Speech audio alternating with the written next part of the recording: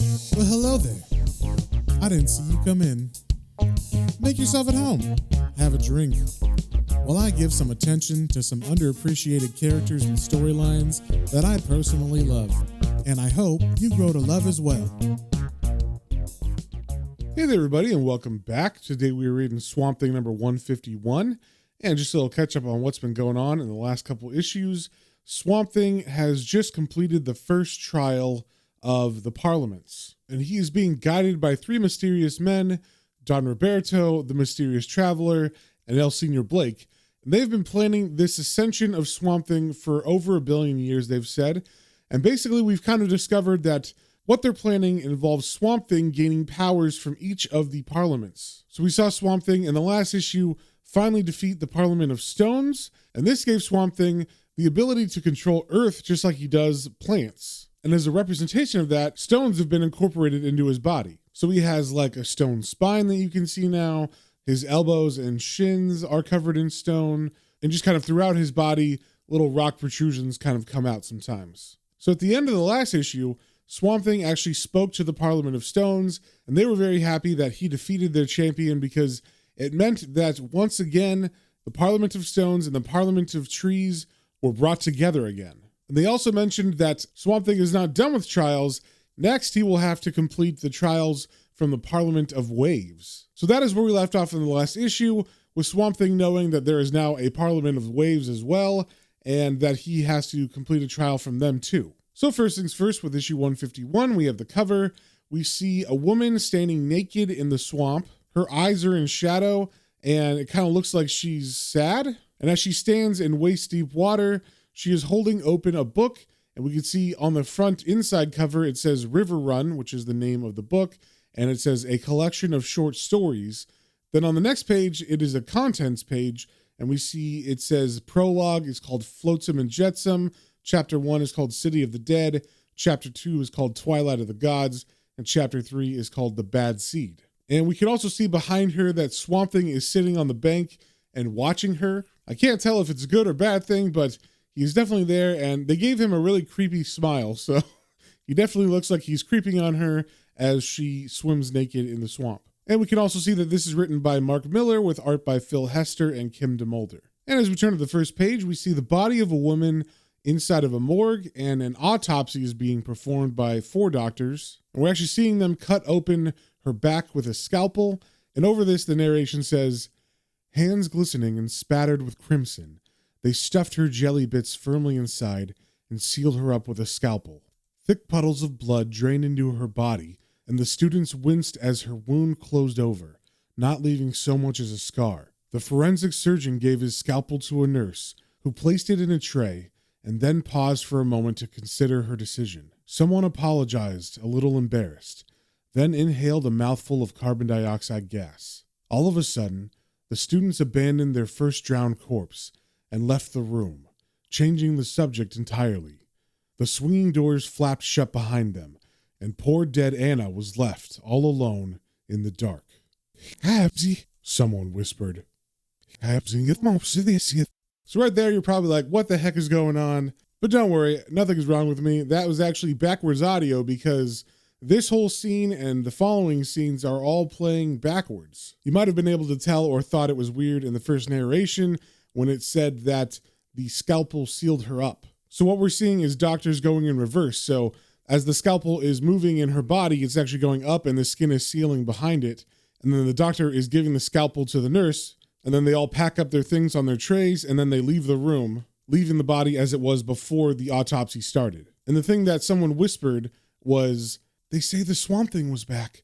He's back." So it seems that maybe they think that Swamp Thing killed this woman, potentially. And as we turn the page, it does continue to go in reverse. So I'm going to not do the reverse words because that doesn't help you guys, but I'll let you know what the people are saying not in reverse. So like I said, as we turn the page, it continues going backwards. We get to some hours earlier as the woman is now being picked up from the table and brought into an ambulance and then brought back to the swamp where she was originally found. And we can also see a police officer traveling with her every step of the way. And over these panels, the narration says, "Casey the cop was more shaken up than you might have expected. Plump tears rolled up his big, ruddy cheeks, and he was reminded suddenly of his own missing daughter. He held Anna's hand as they wheeled her through casualty, crowds staring with morbid fascination, yet so easily distracted by everyday events. Outside, they lifted her into the ambulance, and every mouth swallowed a sigh as they closed the door. And then we get some dialogue from the people in the panel, and they are speaking backwards, and this is the ambulance drivers, and one of them says, "Oh God, I hope it's not another poor kid." And the narration continues. They switched on the siren and raced through the streets, winding and weaving through downtown traffic, their tank filling up as they eased off the gas. By the time they reached the swamps, the cops were already out in force. Then we see the ambulance drivers pull up to the swamp, and they take out Anna's body, and they wheel her back down to the water's edge, and then they take her body off the gurney and place her in the water, and then they drive away, and the body sits there for a while, and then we see the police car turn its lights on and then back away. And over these panels, the narration says, they carried her down to the heart of the river and took one final look. In truth, she looked awful. Dumping Anna where no one could see her was probably a smart thing to do. The water swallowed her whole, and the crowd soon dispersed. Even Casey, the soft-hearted cop, didn't stay for more than a minute or two, and she sank without a trace. After a while, scattered pages came together on the surface of the water, and then, slowly, a book began to form.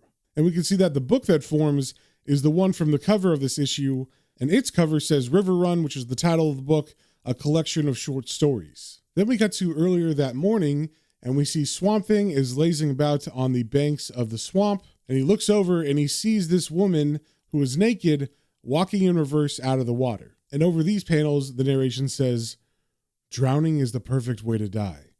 They say it's just like falling to sleep. Our first taste of air is far less agreeable. A deeply traumatic experience, as any newborn baby will be happy to verify. It took a full minute and a half for Anna's lungs to empty by themselves. Then she mumbled some famous last words, and we see Anna say in reverse, "Goodbye, cruel world." Then we see her walking backwards out of the swamp, and then we can see her getting dressed, and the whole time Swamp Thing is watching this, and from the expressions on his face, we can see he's pretty alarmed. I mean, he just saw a naked woman undrown herself and then walk backwards up the bank of the swamp. And as she goes up onto the bank, you can see she's now putting clothes on in the reverse order that she took them off. And over these panels, the narration says, she opened her eyes and stepped onto the land of the living, her skin drying instantly in the warm December air. A pile of clothes exactly her size lay by the water's edge, and she wasted no time putting them on. And as she gets dressed, Swamp Thing rushes over to where she's going and says, "Excuse me, are you feeling okay?" But it seems like Anna doesn't hear him, and we see her crouch down and lean against a tree and begins reading the book that she had brought with her into the water. And the narration says, as carefully as a mouse, she picked up her book and opened it to the last page. And as she does this, Swamp Thing finally reaches her and says, "Excuse me, I saw you rise up from the water. Are you hurt?" And it's almost like him talking snaps her out of a dream, because we see her look up at him, and the narration says, and then she remembered why she came back. And then she says out loud, not in reverse, "Oh my God, I don't believe it. You're the Swamp Thing, aren't you? I was hoping we'd run into each other sooner or later." And as she smiles up at him, we can see he's like still confused, of course. And we see the name of this issue is River Run Prologue, Flotsam and Jetsam, which, if you remember, was the name of the prologue in the book River Run that she was reading. Then we turn the page and we cut to the police officer that was at the scene of Anna's body being found. And I guess from here on out, the story is going to be going forward, not in reverse. So we see Casey, the officer, is driving in his squad car, and some other police officers are on the radio and they're talking to him, and they're saying, "Calling all units. I had a chili burger for lunch, and I'm about to fart. Please warn the public to stay indoors. Hey, Casey, how's tricks going in Ghost Town?" Then we hear Casey reply, "The whole place is deserted. It's like driving through a movie set. It's hard to believe everybody's so afraid of the Swamp Thing." Then we cut to the police station where we see a skinny police officer, who was the man talking before, say, "You gotta admit, he sure made a mess of those poor Cajuns last year." Then another officer off to the side says, "The big guy did us all a favor. He probably couldn't take any more of that hillbilling shit keeping him awake all night." Then the skinny officer who was on the radio says, "Always the charmer, huh? Guess who wants to dig Nixon up to run in 96? But as this is said, Casey pulls up to his house and he says, "Wait a minute, that's Lisa. What's she doing with those suitcases?" Then the man on the radio says, "You lucky bastard. It sounds like she's leaving you." So Casey gets out of his squad car and he walks over to his wife, and we see that there is a child standing by her who's kind of young, and he's got a Batman shirt on. And Casey says to her, "Lisa, what are you doing?" And I should describe Casey and Lisa. They're both white, they're both heavyset, and they both have blonde hair. And as Casey asks what Lisa's doing, she turns to him and says, "What does it look like I'm doing, Casey? I'm moving out and I'm taking the kids with me." And Casey replies, "Don't be ridiculous. This is insane. I mean, Jesus, where are you going to stay?" And Lisa replies, "Your mother offered us her spare bedroom until it's safe to come back to Huma. I figure we might be gone a while." And as she says this, she kind of side-eyes him, which to me implies that she's suggesting that maybe he's not a very good police officer. And Casey protests to her, "My mother? But you hate my mother. You said she's a nosy old dyke." And as Lisa starts putting the son in the vehicle, she says, "She might be a damn dyke, Case, but she obviously cares more about us than you do. She doesn't want to see her grandchildren eaten up by the swamp monster." And it seems like that cut pretty deep, because Casey gets kind of quiet and then he says sheepishly, "Hey, come on. I don't want to see you getting eaten either." But the wife turns to him coldly and says, "Oh, that's wonderful, Casey. You still know how to melt a girl's heart." Then she gets in the driver's seat of the car, and Casey gets close to her window and says, "Nobody needs to move away, Lisa. There's nothing wrong with the Swamp Thing anymore. The president said so on TV. Come on, honey. You know I wouldn't let anything happen to the kids." But she turns to him with a pain in her eyes and says, "Oh, yeah? Well, you said the same thing about Maggie, and look what happened to her.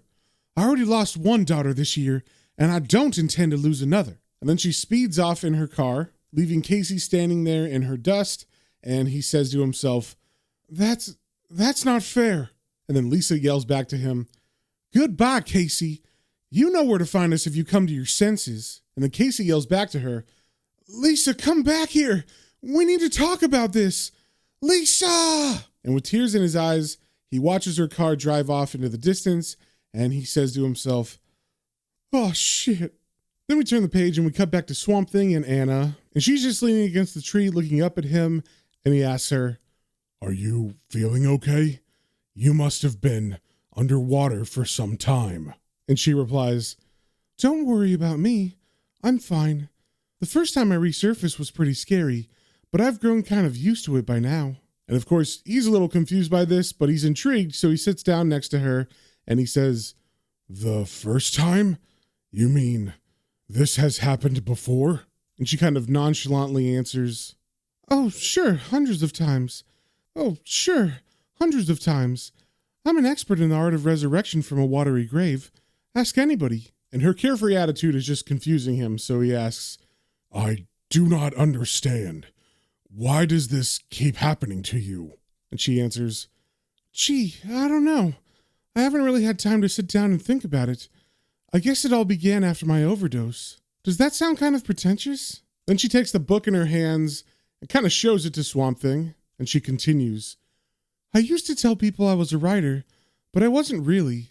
The truth was, I used to hack out shitty horror comics under stupid names. It was a totally depressing way to earn a living.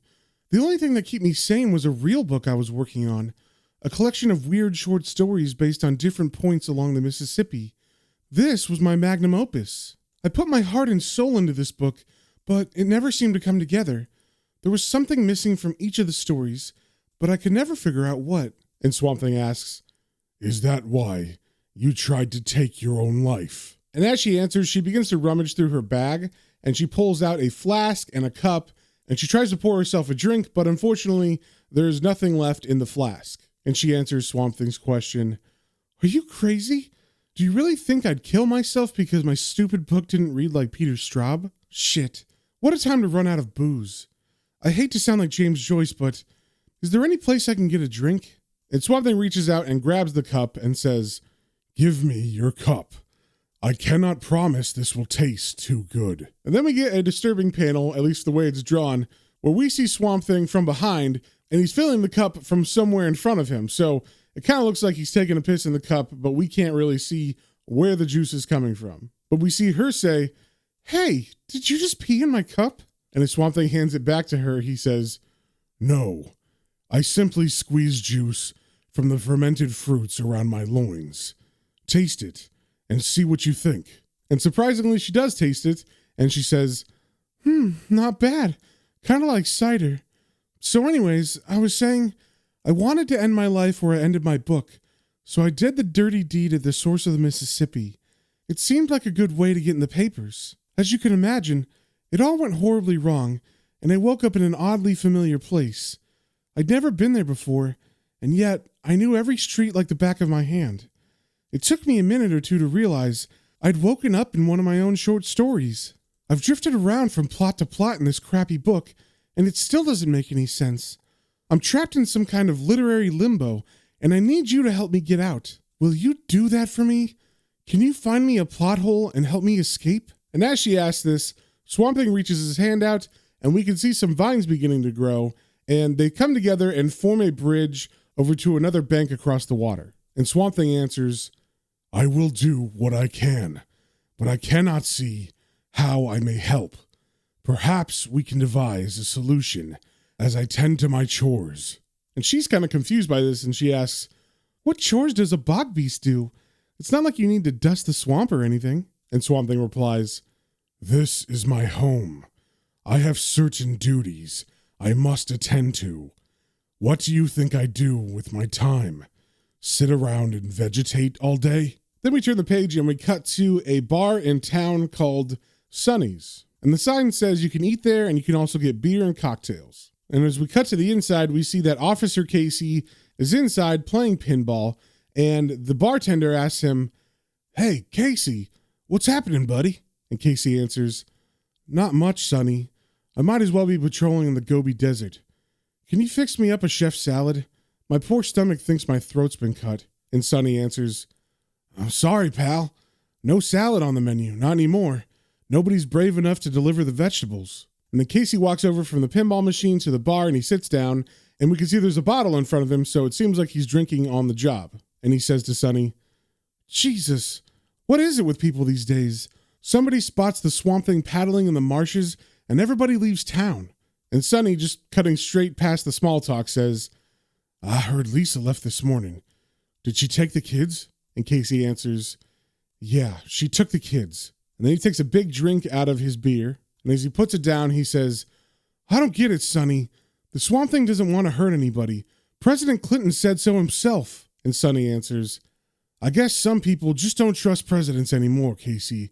They figure it's all a cover-up. I ain't never seen nothing like this in all my days.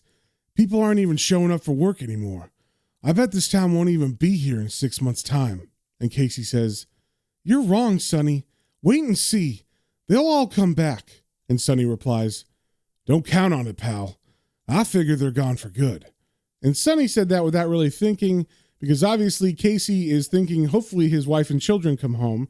And as Casey gets a very sad look on his face as Sonny says, "gone for good," Sonny tries to recover and says, "Oh, geez, I'm sorry, Casey. Me and my big mouth, huh?" And with a lot of pain in his eyes, and almost as if he's trying to convince himself, Casey says, "They'll be back, Sonny. I promise." Then we come back to Swamp Thing and Anna, and we see Swamp Thing is feeding some baby birds some worms, which I guess is part of his chores, and he's saying to her, "Look at them.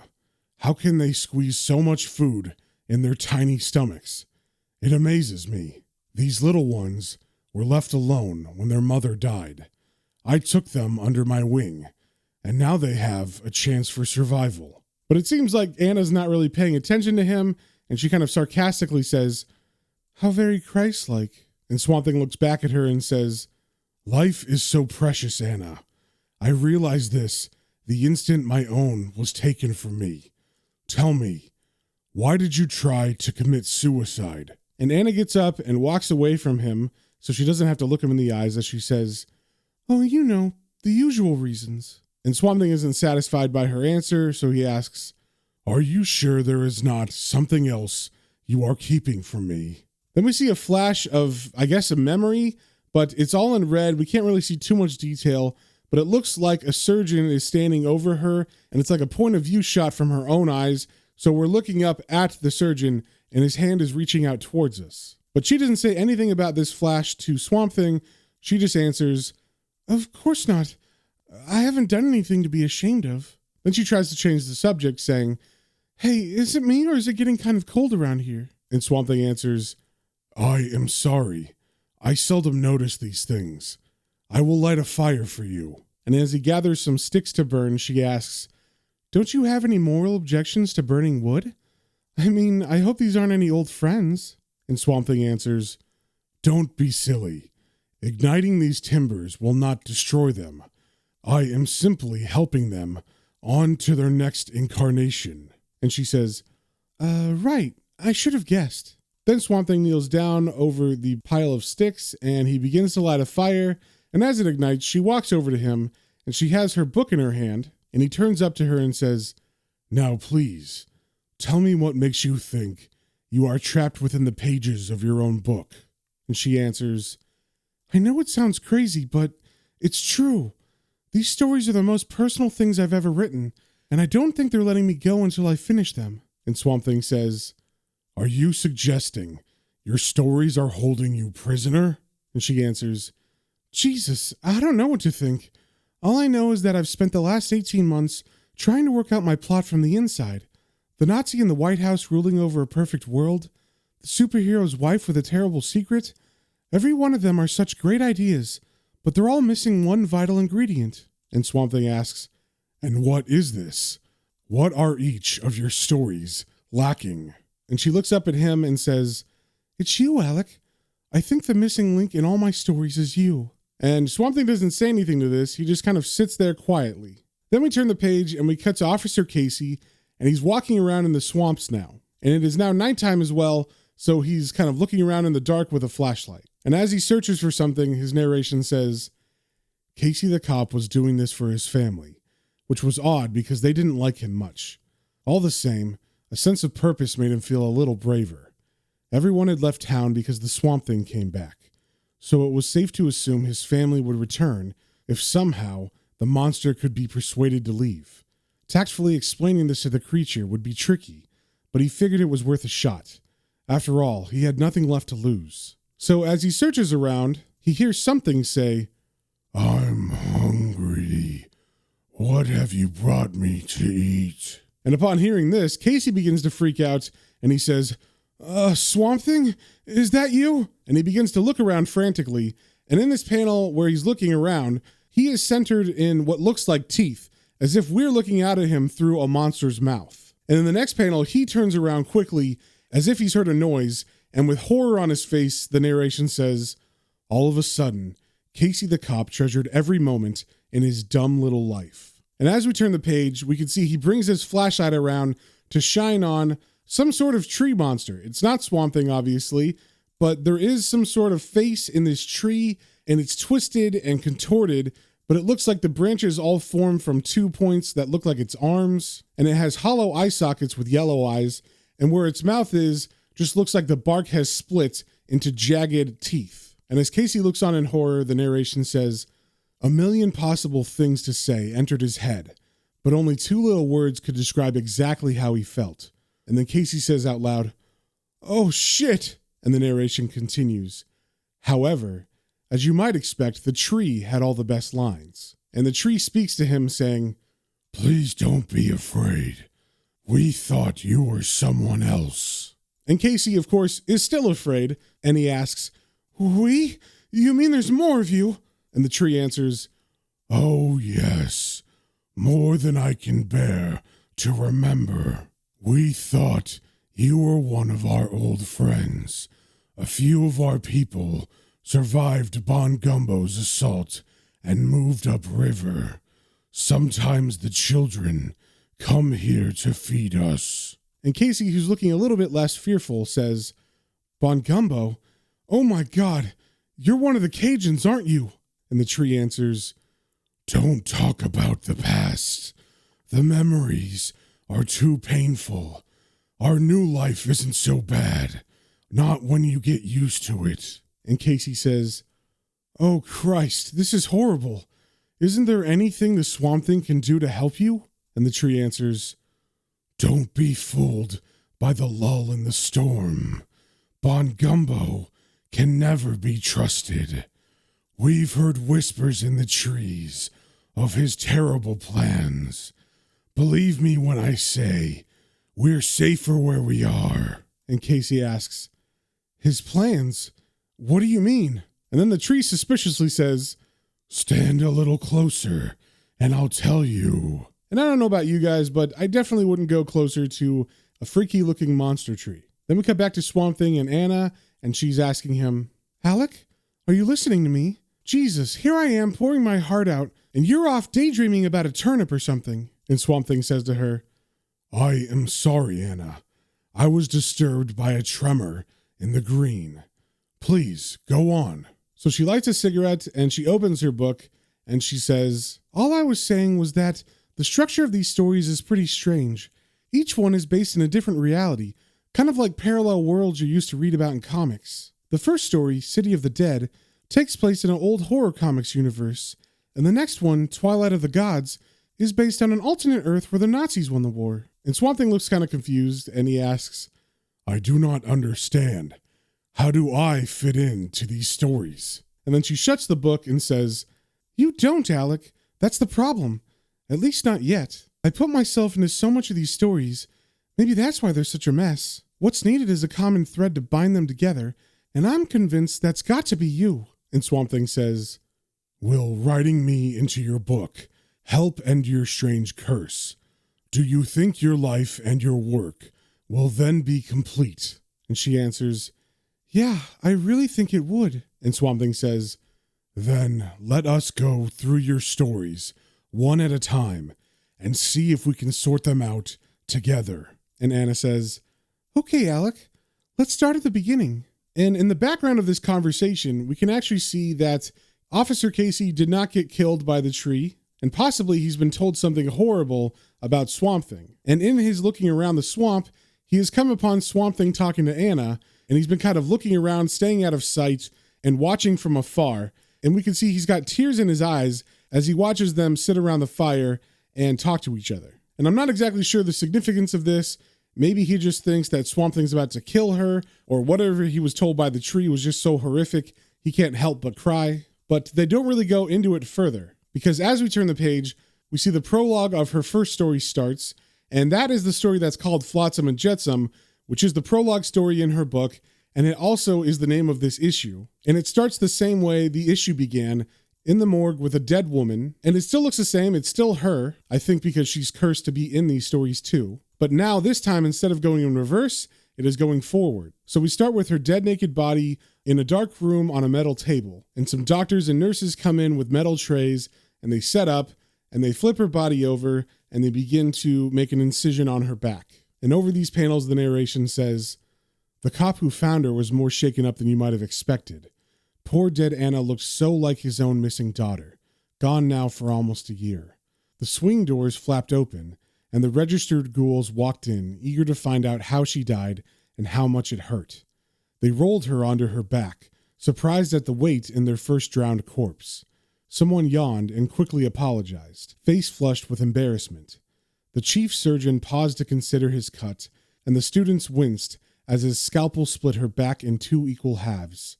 It was time to examine what went on deep inside poor dead Anna. One by one, they planned to uncover her deepest hidden secrets. And the scalpel slides through the flesh of her back, and that, my friends, is the end of the issue. And this is actually one of my favorite arcs in this Mark Millar run, so I'm excited to get to the next couple issues, which do follow the stories in her book. And the next one we actually know from the cover and the table of contents in her book, but it's called Chapter 1, City of the Dead. But we'll have to wait until next time to see what happens in that one. So if you guys have any comments, questions, or suggestions, you can email me at planestrains.and-comicbooks, all one word, @gmail.com.